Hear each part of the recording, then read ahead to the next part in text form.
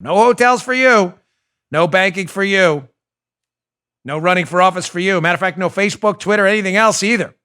That'll definitely bring unity, Joe. That's definitely the path forward for unity. And watch, they'll prove my point. The left will prove my point by targeting my show. It's already happening. It's already happening. They prove your point every single day. It's hilarious to watch. Now, Dan, this is based in all kinds of legitimate principles.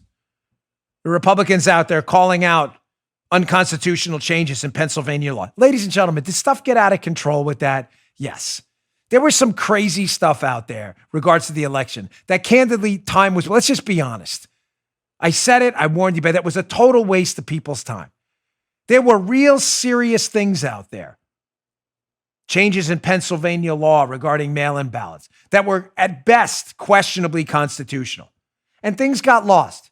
But don't for a second back down and let leftist tyrants and their media enablers dissuade you from speaking truth. There is power in truth. That's why the left fears it so much. So them saying to you now, our rules of the road are, you guys aren't going to talk about election integrity anymore. I don't care about your rules. Nobody's listening. Nobody is listening. This is my form of peaceful resistance. I will always pursue, and I'm not going to stop ever. I will only double down.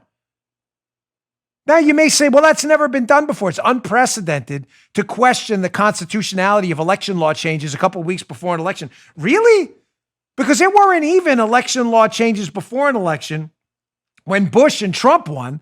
And here's a montage, Hat Tip Media Research Center again, of Democrats objecting to an election.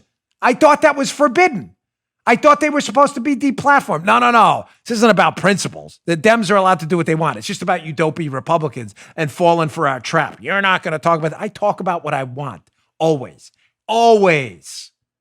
Check out this montage. Democrats challenging the election with no penalty whatsoever. Could there be a big pothole on the road to the Bush inaugural?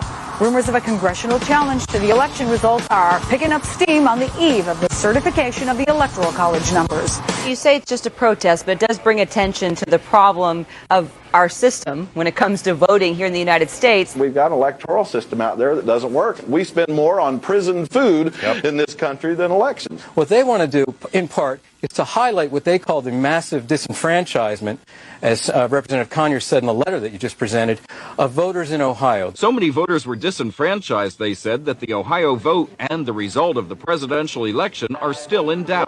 The outcome, of course, was not changed, delayed less than 3 hours, though Republican leaders like Congressman DeLay and Ohio Republican Chair Bob Bennett treated it as if the Capitol had been pillaged by the Visigoths. The Democrats knew that it was a pretty ceremonial objection, but regarded it as important. Why did both sides treat this like political dynamite? Well, it would have been nice if both sides could get on a more bipartisan footing and look at these problems. I think Senator Boxer made an excellent point today when she said we've got soldiers abroad dying for democracy, and we need to fix our own democracy here at home, and that's really what it's about. I thought we weren't supposed to do that. I thought that was the principle, right? Again, as a country, we're supposed to operate on basic unifying principles. There are go, no-go areas, right? So the media, Potato Head and others, are now suggesting with their academic friends and their Democrat totalitarian tyrants and their tech tyrant buddies, are now telling us that's a no-go zone. No one should ever question an election. That was just a montage of goofballs in the media and others questioning the election of George W. Bush repeatedly.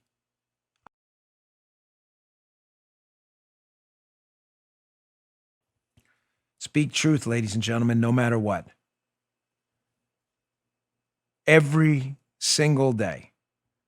I could take the easy road on this show.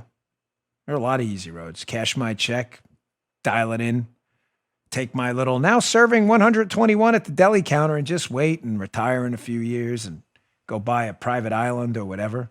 I don't think I'm actually at that point. Who knows? Maybe. If things really turn around for the better. I ain't going to do that. Not interested in that.